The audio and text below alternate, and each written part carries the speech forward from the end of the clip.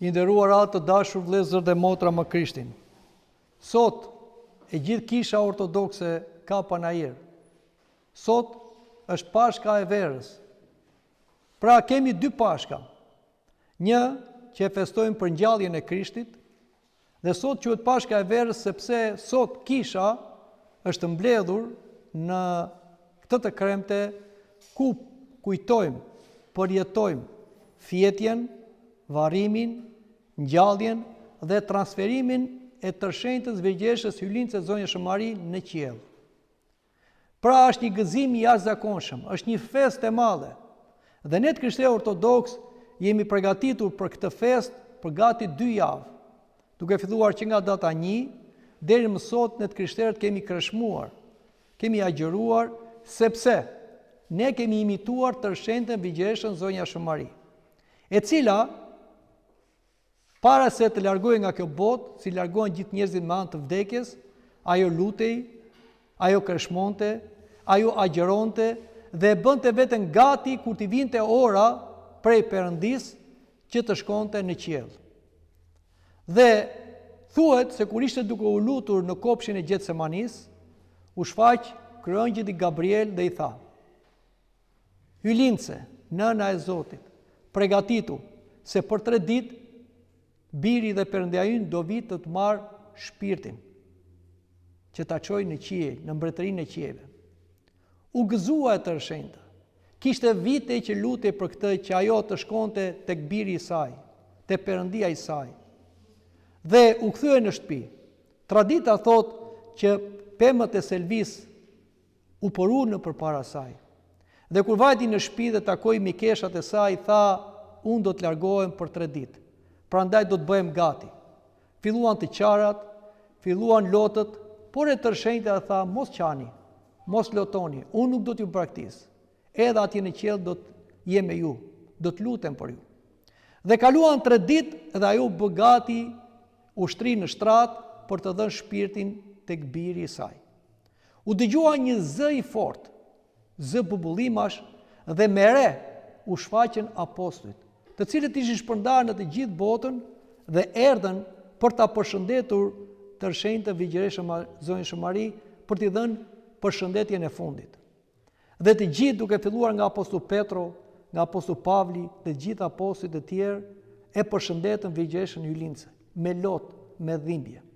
Dhe në këtë ambient emocionues dhe ndarje u shfaq Zoti Jezu Krisht me i dritë fuqishme, bashkë me ëngjëjt. Dhe në atë moment shpirti i tërshenjtës fluturoi në duart e birit të saj. Atëre apostujt morën trupin e saj dhe e çuan për ta varrosur në një varr aty pranë, ku ishte edhe varri i prindve saj, i Shën Joakimit dhe Shën Anës. Rrugës për ta varrosur filluan vajtimet. Të gjithë apostujt frymëzoheshin nga Shpirti i Shenjtë dhe këndonin vajtime, pra himne vajtuese të shenjtës, për ta përcjellë në banesën e fundit. Thuhet që një jude, i cili ishte aty dhe shikonte këtë kortezh, kërkonte ta rrëzonte trupin e tërshenjtës nga fanatizmi i tij. Por duart e tij u pren menjëherë dhe mbetën të ngjitura tek arkivoli i saj. Ai u pendua dhe kërkoi falje. Dhe thuhet që e tërshenjta u lut dhe për një herë duart u ngjitën atij judeu dhe ai shkoi nga pas me kortezhin duke vajtuar dhe ai për nënën e Zotit. E varrosën në varrin që ishte përgatitur, pra varri i prindërve të saj, dhe aty dëgjuan himnet e ëngjëve. Dhe apostujt u larguan. Po njëri nga apostujt, apostulli Shën Thoma, i cili ishte në Indi, nuk ishte bashkë me apostujt kur e përcollën nënën e Zotit. Erdi 3 ditë me vonesë. Dhe kur erdi mbas 3 ditësh, atëre apostujt i thanë: "Nëna e Zotit na la. Ajo vdis si gjithë njerëzit e tjerë, fjeti në Zotin dhe ne e varrosëm trupin e saj." Apostulli Shën Thoma ishte dyshues. Ashtu si dyshoi për ngjalljen e Krishtit, ashtu dyshoi dhe për vdekjen e tërshenjtës.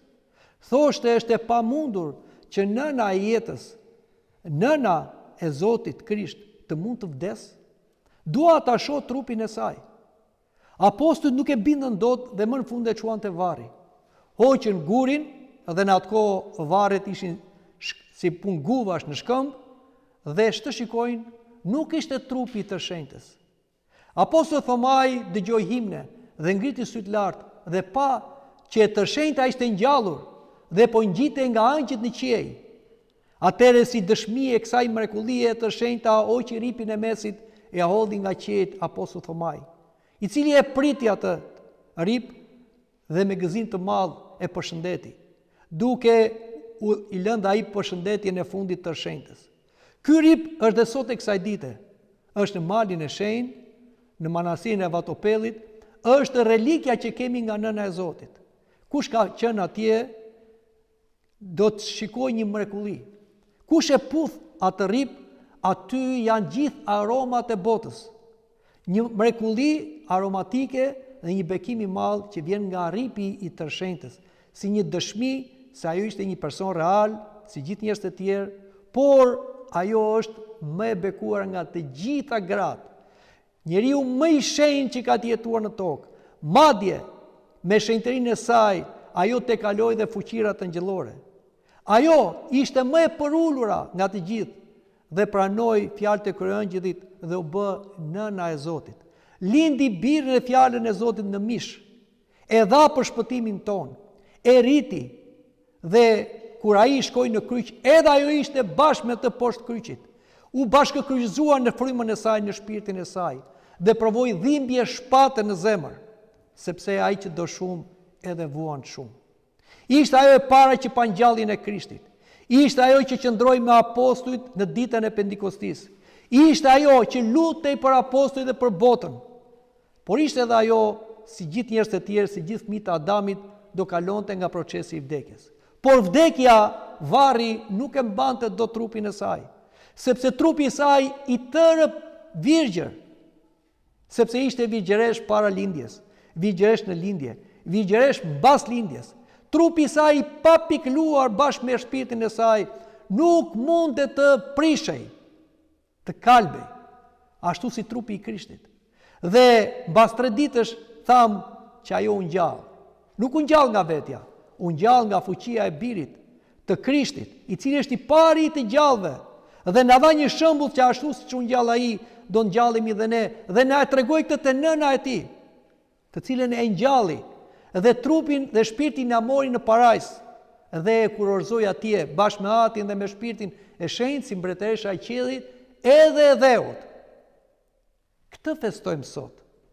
Për këtë jemi mbledhur këtu në Kish.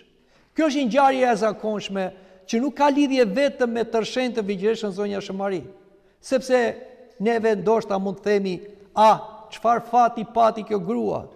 Kjo grua u zgjoll nga Zoti dhe u bë nëna e Zotit. Ta kishim ne këtë fat, tishim ne nëna e Zotit.